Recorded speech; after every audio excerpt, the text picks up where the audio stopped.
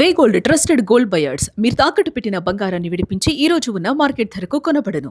నమస్తే, welcome to it's TV. నేను సిరాజ్. మొత్తం మీద తెలంగాణలో మరో రాజకీయ పార్టీ ఏర్పాటైంది. ఊహించని రీతిలో కేసీఆర్కు సెంటిమెంట్ షాక్ ఇవ్వబోతుంది. సో కొత్త పార్టీని ప్రకటించారు. కల్వకుంట్ల కవిత ప్రధానంగా టీఆర్ఎస్గా నామకరణం చేశారు. తెలంగాణ రాష్ట్ర సేనగా కూడా కవిత నామకరణం చేస్తూ పార్టీ పేరును కూడా ప్రకటించారు. కానీ ఒక్కసారి పార్టీ పేరును ప్రకటించగానే సీఎం అంటూ కూడా కార్యకర్తలు నినాదాలు చేసినటువంటి విజువల్స్ మనం చూసాం.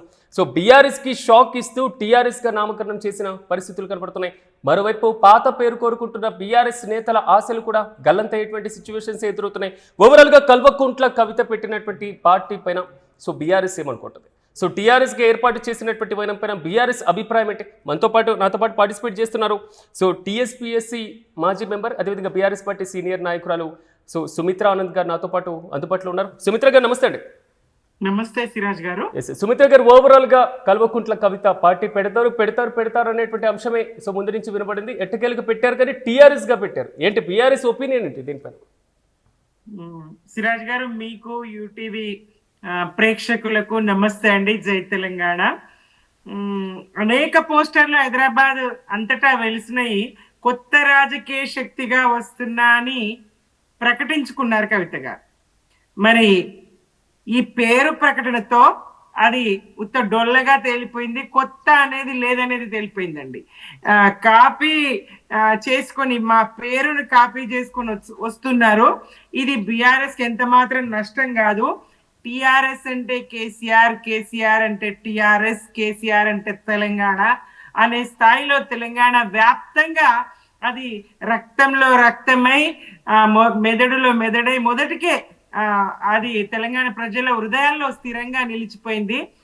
టిఆర్ఎస్ అంటే కేసీఆర్, కేసీఆర్ అంటే తెలంగాణ అన్నంతగా. కాబట్టి ఈ పేరును ఇప్పుడు తెలుగులో చెప్పుకోవాలనుకుంటే తెరాసే పేరు మాకే రకంగాను పోటీ కాదు.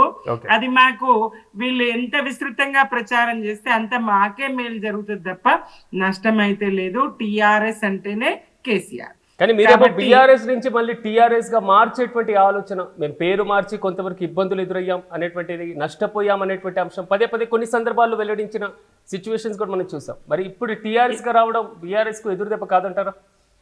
కాదండి, ఎంత మాత్రం కాదు. ఈ మధ్య మొన్న ఒకసారి కేటీఆర్ గారు ప్రకటించడం, మా party working president Gaurav KTR గారు ఆ మాట అన్నారు. ఈ మధ్య ఒక్కసారి అన్నారు.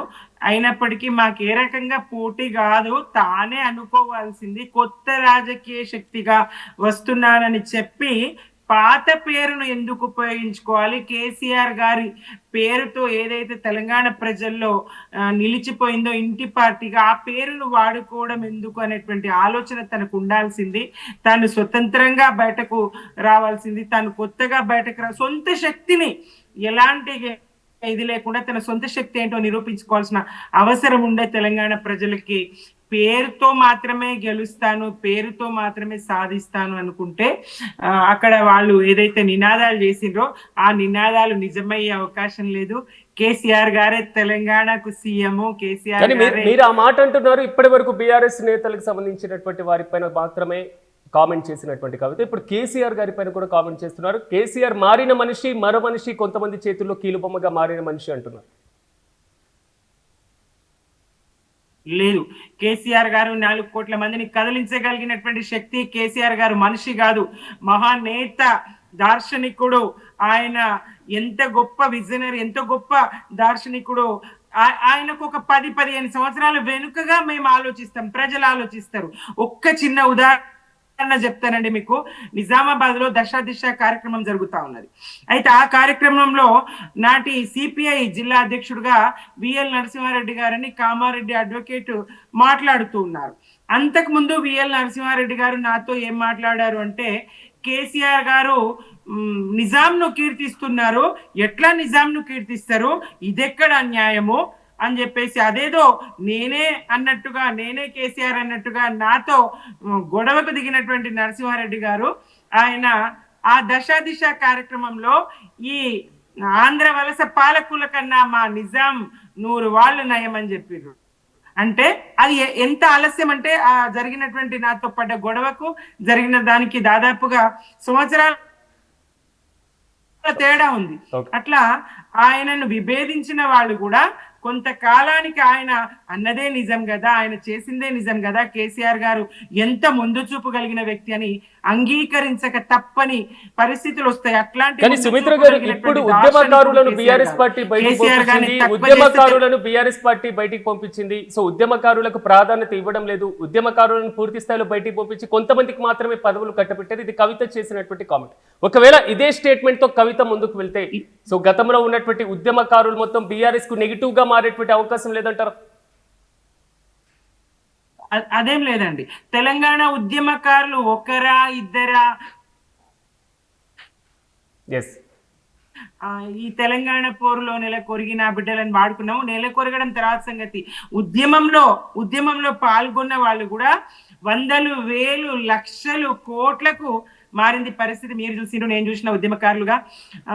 మరి ఏ ఒక్కరు కూడా మొదటి ప్రాధాన్యత ఏంటంటే ఉద్యమంలో ఉన్నాడు, తెలంగాణ రాష్ట్రం ఏర్పాటు కావాలి, మా రాష్ట్రం మాకు కావాలి. దానికోసం బలిదానాలు జరిగినాయి, దానికోసం పోరాటాలు జరిగినాయి, చూసినాం మనం. మరి రాష్ట్రం సాధించుకున్నాం కదా తెలంగాణ ఉద్యమకారుల. ఒకవేళ సుమిత్ర గారు పాంచజన్యం అనేటువంటి 5 సూత్రాలు ప్రధానంగా కవిత గారు చెప్తున్నారు. సుమిత్ర గారు ఒక్క నిమిషం, సుమిత్ర గారు ఒక్క నిమిషం,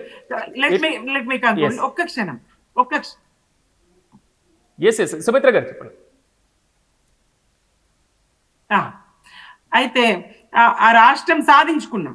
కేసీఆర్ గారు తన ప్రాణాలను పణంగా పెట్టడానికి సిద్ధపడి 11 రోజులు పచ్చి గంగను కూడా ముట్టకుండా దీక్ష చేసి ఢిల్లీ మెడల్ వంచి December 9 ప్రకటన చేయించగలిగినారు. అది యూటర్న్ తీసుకున్నది కాంగ్రెస్ తర్వాత అంశం. ఈ 1200-1300 మంది బలిదానాలకు కారణమైంది కాంగ్రెస్ తర్వాత అంశం. కానీ కేసీఆర్ గారే తెలంగాణ రాష్ట్ర సాధకులు, ఆయన వల్ల రాష్ట్రం సాధ్యమైంది. 69 పోరాటము విఫలమైంది. 400 మంది విద్యార్థులను కాల్చి చంపిన దుర్మార్గ కర్కశ కాంగ్రెస్ ఆనాడు పాలించింది. తర్వాత 1200 మంది బలిదానాలకు కారణమైంది. ఏది ఏమైనా తెలంగాణ రాష్ట్ర సాధకులు కేసీఆర్ గారు. మేము కోరుకున్నది తెలంగాణ రాష్ట్రం కావాలని. మరి మొదటి ప్రాధాన్యత సిద్ధించిన తర్వాత తెలంగాణ ప్రజలకు ఆయన పాలనతో అన్ని వర్గాల ప్రజలకు మేలు జరిగిన తర్వాత అంతకన్నా తెలంగాణ వాదులుగా, ఉద్యమకారులుగా మేము కోరుకునేది ఏముంటదండి? మేమేదో పదవులు ఆశించి ఉద్యమం చేయలేదు. నాడు తెలంగాణ రాష్ట్రం కావాలా. సుమిత్ర గారు, మీ దగ్గర నెట్వర్క్ ప్రాబ్లం ఉంది.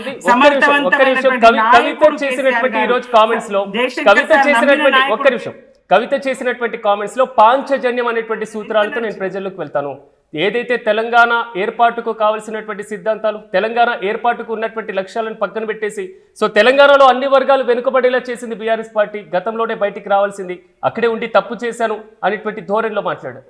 ఈ పాంచజన్యం అనేది ప్రజల్లోకి ఎలా వెళ్ళేటువంటి అవకాశం ఉంటుందంట?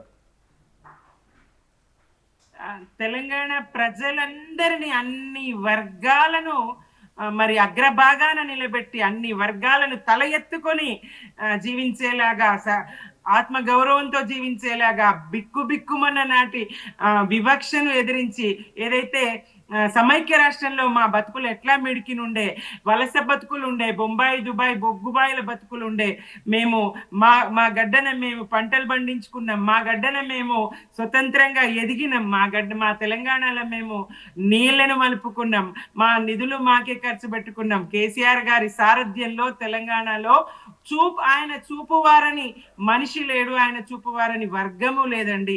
అన్ని వర్గాలను, బీసీలను, ఎస్సీలను, ఎస్టీలను, మైనారిటీలను, సమస్త ప్రజానీకాన్ని, జనాభాలో సగమైన మహిళను అందరినీ కడుపున పెట్టి సాదుకున్న కన్న తండ్రి లాంటి కేసీఆర్ గారి పాలన. కన్న తండ్రి కూడా కడుపున పుట్టిన బిడ్డలందరినీ సమానంగా చూడగలడో లేడో గాని కేసీఆర్ గారు అన్ని వర్గాల మీద తన చూపు వారిచ్చిండ్రు, అందరినీ చల్లగా కాపాడుకున్నారు. మరి ఈ పాలన జాలదా? నెంబర్ 1 స్థాయికి రాష్ట్రాన్ని తీర్చిదిద్దినం కూడా కేసీఆర్ గారి పాలన తీర్చిదిద్దింది కదా, అన్ని వర్గాలకు మేలు చేయగలిగింది కదా. మరి నీళ్లు మీరు ఎత్తున ఉన్నారు, మేము పల్లంలో ఉన్నాం కాబట్టి నీరు పళ్ళ మెరుగు అని మీకు మా నీటి వాటను మలుపుకొని, మరి అలాగే మీరు చదవలేరు అని చెప్పేసి మా కొలువులను ఆంధ్ర వాళ్ళే కొట్టేసి మా నిధులను అక్కడ కొబ్బరి చెట్టు పడిపోతే కూడా అటు మలిపినటువంటి సందర్భాన్ని చూసినాం. మా నిధులను వాళ్ళు మళ్లించినటువంటి పరిస్థితి.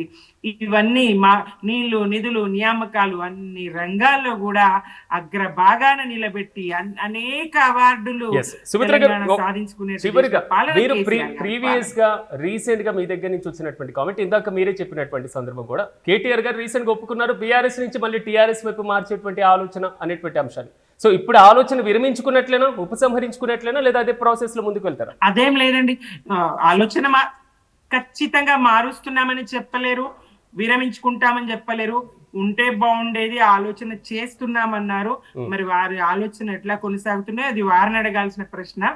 ఏది ఏమైనా తాను కొత్తగా వస్తున్నానని చెప్పి ఏదైతే మొదటి మాటగా కొత్తగా వస్తున్నాను అనే నినాదాన్ని తాను తీసుకున్నారో, కొత్త రాజకీయ శక్తి వస్తున్నామనే నినాదాన్ని తీసుకున్నారు. ఆ నినాదం నిజం కాదు. ఆమె కేసీఆర్ గారి పేరునే వాడుకోవాలనుకుంటున్నారు, ఆమె ఉద్యమ పార్టీ పేరునే వాడుకోవాలనుకుంటున్నారు, దాన్నే ఉపయోగించుకోవాలనుకుంటున్నారు అనే దగ్గరనే స్పష్టమండి. తనకు తానుగా స్వతంత్రంగా సొంతగా ఏమిటో నిరూపించుకునే ప్రయత్నం చేస్తలేరు అనేది ఇక్కడ స్పష్టమవుతుందండి. తాను స్వతంత్రంగా తానేంటి, సొంతగా తానేంటి, తన శక్తి సామర్థ్యాలేంటి, ఏ పేరుతో తాను గుర్తింపు పొందుతానని సొంతగా తాను ఆలోచించినట్టు ఉద్యమ పార్టీ పేరు వాడుకున్నట్టు అనిపిస్తుంది. టిఆర్ఎస్ అన్నంత మాత్రాన ఆ టిఆర్ఎస్ కేసీఆర్ గారి టిఆర్ఎస్ కాదు. కేసీఆర్ గారినే టిఆర్ఎస్ అంటేనే కేసీఆర్ అండి. అట్లా ప్రజలు రిసీవ్ చేసుకుంటారు, తెలంగాణ ప్రజలు అర్థం చేసుకుంటారు. దానివల్ల మాకేం నష్టం కాదు. పైపెచ్చుగా కొత్తగా ఎదిగే అవకాశం ఆమెకు లేకుండా పోతుంది. కవిత గారి పార్టీకి అది నష్టం అండి. కానీ ఇదే టీఆర్ఎస్ ప్రజల్లోకి వెళ్ళే అవకాశం లేదా? టీఆర్ఎస్ అనేటువంటి వాదన, టీఆర్ఎస్ అనేటువంటి పేరు గ్రౌండ్ లెవెల్లో క్షేత్రస్థాయిలో ఉందని మీరే ఒప్పుకుంటున్నారు. ఒకవేళ కవిత ఏర్పాటు చేసిన టీఆర్ఎస్ ప్రజల్లోకి వెళ్ళదా? కవిత గారుగా ప్రజల అవసరాలు తీర్చడంలో, ప్రభుత్వాన్ని ప్రశ్నించడంలో పని చేస్తే, ప్రజల పక్షమై పోరాడితే కవిత గారుగా గుర్తింపు పొందుతారేమో కానీ ఈ పేరు కారణంగా అయితే కాదండి. ఈ పేరు మా పేరు, అది ఈ పేరు ఉద్యమ పార్టీ పేరు, అది ఈ పేరు ప్రజల్లో కేసీఆర్ పేరుగా స్థిరపడ్డది. సో ఆ పేరుతో ఆమె ఏం చేసినా ఆ క్రెడిట్ మాకే తప్ప ఆమె కానీ నేను అనుకోను. కవిత గారుగా వ్యక్తిగా తాను ప్రజల్లోకి వెళ్ళి ప్రజా సమస్యల మీద పోరాటం చేస్తే, ప్రభుత్వాన్ని మెడలు వంచి ఇచ్చిన హామీలు నెరవేర్చడంలో ఆమె ముందుంటే ప్రజలు తప్పకుండా వెనుక నడుస్తారు. ఆ ప్రయత్నం చేస్తే ఎవరైనా స్వాగతించాల్సిందే. తెలంగాణ బాగే కదా, తెలంగాణ బిడ్డలు ఎవరైనా కోరుకుంటారు. మేమైనా, మీరైనా, ఎవరైనా తెలంగాణ బిడ్డలు కోరుకునేది తెలంగాణ మేలు. తెలంగాణకు మేలు చేయించే పని ఎవరు చేసినా స్వాగతించాల్సిందే.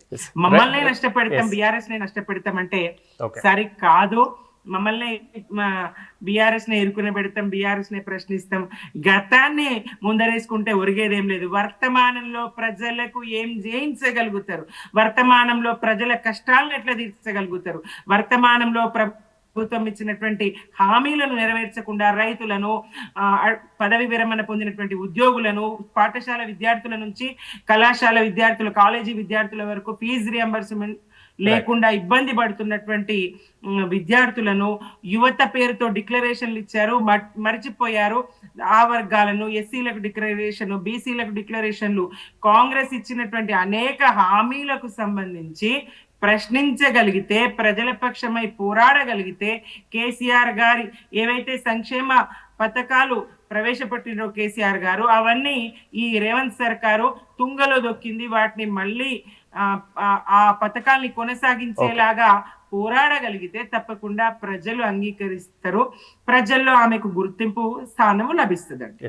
రైట్ సుమిత్ర గారు, చూద్దాం మీరు అన్నట్లుగా. సో కవిత పార్టీ ఏ విధంగా వెళ్ళబోతుంది, మరి ముఖ్యంగా బీఆర్ఎస్ మీద ఎలాంటి ఎఫెక్ట్ చూపించబోతున్నాం. సో థ్యాంక్ యూ సుమిత్ర గారు మాతో పాటు పార్టిసిపేట్ చేసినందుకు. ఓవరాల్ గా మాత్రం తెలంగాణలో మరో రాజకీయ పార్టీ ఆవిర్భవించింది. సో ఊహించని రీతిలో కేసీఆర్ కు సెంటిమెంట్ షాక్ ఇచ్చింది. సో కొత్త పార్టీని ప్రకటించారు కల్వకుంట్ల కవిత. ప్రధానంగా తెలంగాణ రాష్ట్ర సేనగా నామకరణం చేశారు. సో పార్టీ పేరు ప్రకటించగానే అటు కార్యకర్తలు, సో అభిమానులు, ముఖ్యమంత్రి సీఎం అంటూ కూడా నినాదాలు చేసినటువంటి వైరం కనబడుతుంది. బీఆర్ఎస్కి షాక్ ఇస్తూ టీఆర్ఎస్గా నామకరణం చేశారు. సో మళ్ళీ పాత పేరును కోరుకుంటున్నటువంటి బీఆర్ఎస్ నేతల ఆశలు మాత్రం గల్లంతయ్యాయి. చూడాలి కవిత పార్టీ ఏ విధంగా ప్రజలకు వెళ్ళబోతుంది. మరి ముఖ్యంగా టీఆర్ఎస్ అనేటువంటి పేరు ఇప్పటికీ క్షేత్రస్థాయిలో ఉంది కాబట్టి ఏ పార్టీకి కొంతవరకు సో ప్లస్ అయ్యేటువంటి అవకాశం ఉంది, ఏ పార్టీకి మైనస్ అయ్యేటువంటి ఛాన్సెస్ కనబడుతున్నాయి. కవిత ప్రకటించినటువంటి పాంచజన్యం ప్రధానంగా ఈ 5 సూత్రాలు ప్రధానంగా ఏ అంశం మీద కవిత పార్టీ గ్రౌండ్ లెవెల్లో వెళ్ళడానికి ఉపయోగపడబోతుంది. మరోవైపు తెలంగాణ జాగృతికి సంబంధించి సో టీఆర్ఎస్లో ఎంతవరకు ప్రభావవంతంగా పని చేయబోతున్నాం. సో తెలంగాణ ప్రజలు ఇప్పుడున్నటువంటి సిచ్యువేషన్లో ఇప్పుడున్నటువంటి సందర్భంలో కవిత పార్టీకి ఎంతవరకు స్కోప్ ఇస్తారో వేచి చూద్దాం.